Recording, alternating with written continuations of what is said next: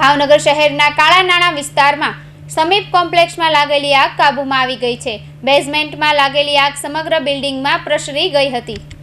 કોમ્પ્લેક્સમાં અનેક હોસ્પિટલો આવેલી છે, જેમાં બાળકોની હોસ્પિટલનો પણ સમાવેશ થાય છે, જેને કારણે દોડાદોડી થઈ ગઈ હતી।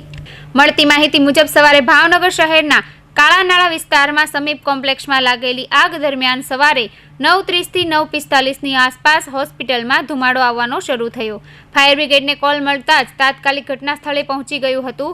સાથે જ બાળકોની હોસ્પિટલમાં પહેલા માળે કાચ તોડી સીડી મૂકી બાળકોનું રેસ્ક્યુ કરાયું હતું।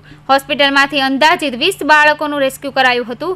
નાઇસ ચિલ્ડ્રન હોસ્પિટલમાં દાખલ બાળકીના પિતાએ પોતાની આપવીતી જણાવી હતી। એ ખતરનાક ઘટનાને યાદ કરતા તેઓ જણાવે છે કે આગ લાગી ત્યારે બેબી ક્રિટિકલ યુનિટમાં પેટીમાં હતી અને હું અને પત્ની રૂમમાં હતા।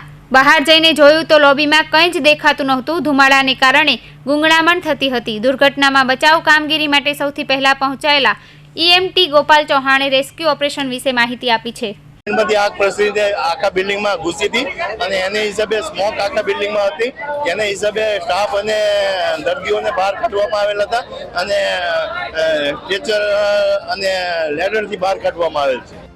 પ્રાથમિક માહિતી છે કે જે ગ્રાઉન્ડ ફ્લોરમાં અમુક કારણોસર આગ લાગી હતી।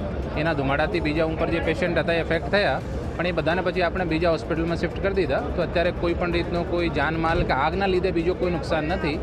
બીજા જે લોકો અહીંયા બાળકો કે લોકો ભરતી હતા એમના બીજા હોસ્પિટલમાં શિફ્ટ કર્યા છે। અને હવે કયા કારણસર આગ લાગી શું હતો એની આપણે તપાસ કર્યા પછી યોગ્ય પગલાં લઈશું। જે કારણથી આગ લાગી હોય અહીંયા ફાયર સેફ્ટીની સિસ્ટમ છે, તો ફાયર સેફ્ટીની સિસ્ટમ મને ચોક્કસ જોવામાં એવું લાગ્યું કે ફાયર સેફ્ટીની સિસ્ટમ બંધ છે। અને ખાસ કરીને જુઓ તો 8 થી 10 ટુ વ્હીલ અને 2 4 વ્હીલ બળીને ખાક થઈ ગઈ। આ તો સદનસીબે આટલા દાખલ બાળકો હતા, બીજા હતા, સદનસીબે આ રેસ્ક્યુ ટીમ ફાયર સેફ્ટીની આવી અને બધાને બહાર કાઢ્યા।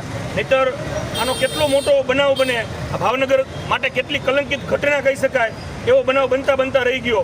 છતાં આમાં જવાબદાર જે આ હોસ્પિટલના લોકો છે, આ બિલ્ડિંગના લોકો છો, એ લોકો ઉપર તાત્કાલિક કાર્યવાહી કરે ફાયર સેફ્ટીની ટીમ, કોર્પોરેશનની ટીમ, તો જ ભાવનગરની જનતાને એવું લાગશે કે કડક કાર્યવાહી કરી અને દાખલો બેસાડ્યો, અને દાખલો બેસાડવો જ જોઈએ।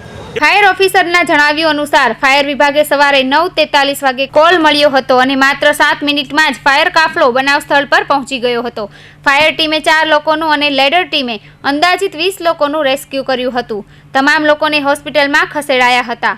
આ કોમ્પ્લેક્સમાં મોટે ભાગે હોસ્પિટલો છે। કોમ્પ્લેક્સના બેઝમેન્ટમાં આગ લાગી હતી ને પછી પ્રસરી હતી। 5 ફાયર ફાઇટર અને 50થી વધુ કર્મચારીઓ આગ બુઝાવવાની કામગીરીમાં લાગ્યા હતા।